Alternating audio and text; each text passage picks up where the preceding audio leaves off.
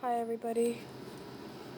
So, I'm going to continue my review of hashtag deal with it, living well with PTSD. I left off of the topic of forgiveness.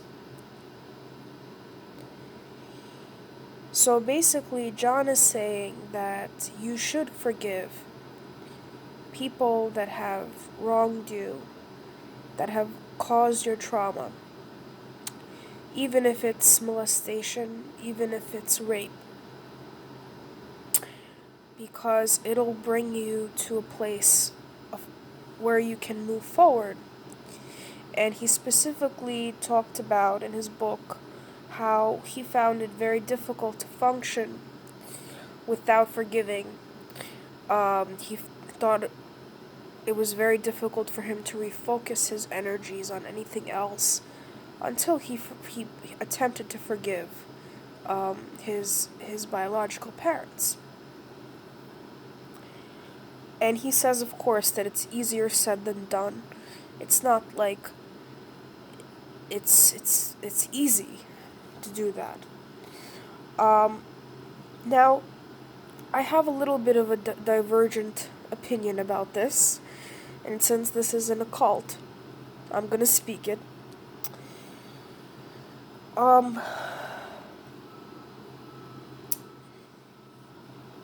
I don't see value in forgiveness when it comes to narcissism, because it's just like in your video, John, where you say that giving till it hurts is stupid. In my view, forgiveness is an exchange. And you specifically say in your book that people with a victim mentality think that it's weak to forgive, or forgiveness is kind of an apology, being apologist for abuse, and sort of letting the perpetrator off scot-free without any judgment, without any consequences. At least that's my interpretation. Again, your book is very, very, very nuanced and dense, and I'm simply going off of my impression of what you wrote. In my opinion, you don't have to forgive in order to make the narcissist or the perpetrator of whatever the abuse was, whether it was psychological or physical. You don't have to give that person forgiveness in order to make them irrelevant. Irrelevance is actually achieved, in my opinion, when you ignore them. When they no longer, you try your best to completely disengage with them. For example, I've had a lot of attempts from my narcissistic mother to try to get back into my life by sending her friends, by sending other relatives to talk to me. My stepfather, recently I saw him in the flesh attempting to contact me. I've received lots of texts from these people, and I just completely ignored them, and that empowered me. That was more impactful than me forgiving them or seeing them as somebody that is worthy of forgiveness.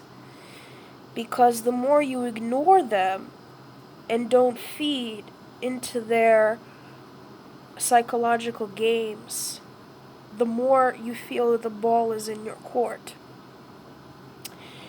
And once you understand sociopathy, narcissism, manipulation, it becomes very easy to disengage from these people with time. It takes time because you already know what the game is. If you know all their cards and you know exactly how they play them and they're very predictable, it gets boring after a while. And I think less and less and less of them. Which is why I essentially came to this point. It's not because I forgave them, because in my opinion, in order to forgive, you need to be on the receiving end of some sort of positive gesture and some sort of remorse. And there is no remorse, there is no positive gesture. And in the absence of that gesture, of that positive remorse, you can only see the reality for what it is.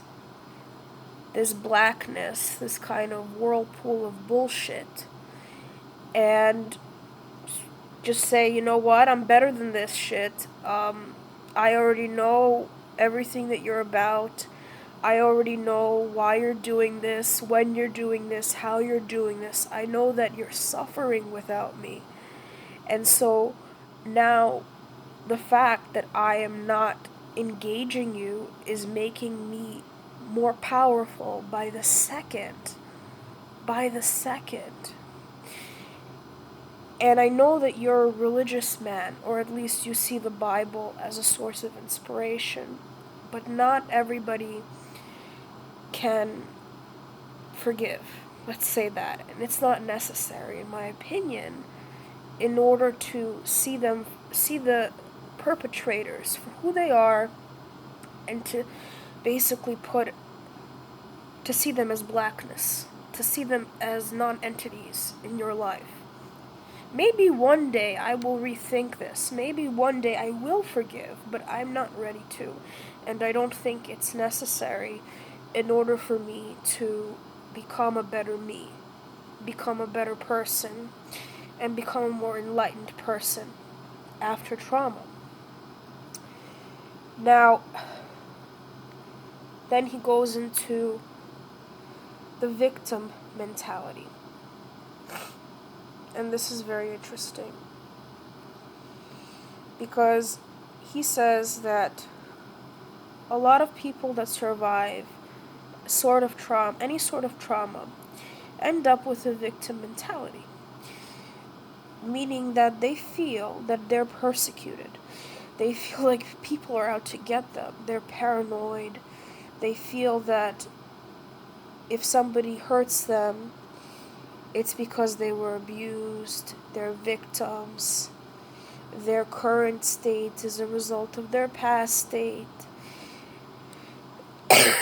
And I completely agree with you. I think I actually have a good friend on this forum, and I recently was speaking with him, and I realized that I have graduated to a higher level, not a higher level, but a different stage, let's say, than he's in, meaning I suggested that this person take nutritional supplements for PTSD, and I've been telling him this for like a year. And when I'm talking with him, I start talking about things that are not related to the trauma, let's say about art, or about music, or about something else, and we have a great conversation, and then it goes right back into the conversation about the trauma. And it's not that I don't value this person, and it's not that I don't see him as a friend. I just feel that I'm ready, again in my bones, to not think of myself as a person that is persecuted by everyone. That because somebody said something wrong to me, or didn't shake my hand, or looked at me the wrong way, that means that's, they see me as damaged goods, and then I go back to my trauma, and then I go back to what happened, and then I live in the past. The when you start doing that, when you start letting the past infiltrate the present condition of your life, that you get sucked into the CPTSD. It's a choice.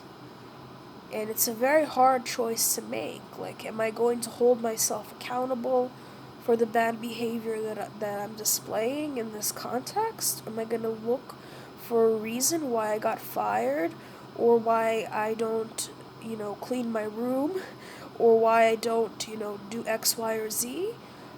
Or am I going to go back in time to that helplessness that I had in the past, and let that be the reason for why I'm not holding myself accountable to people, to places, to things in the here and now?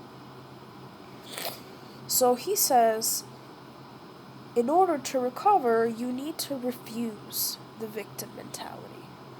And when you feel yourself slipping into the victim mentality, you need to explore that. It needs to be an introspective process where you ask yourself the question and you search for the answer. Is there something I could have done here to make the situation better? Is there something I can improve within myself to remedy this situation? And when you're with a relationship with a narcissist and you ask yourself the question, the answer is always no. Most of the time. Because they're fucking with you. They're fucking with your capacity to introspect.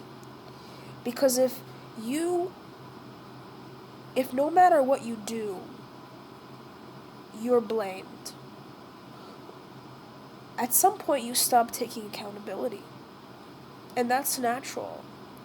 If a dog gets shocked whenever they do anything, they're going to learn helplessness. They're going to learn that there is nothing that they can do to be accountable, to be free of this cage.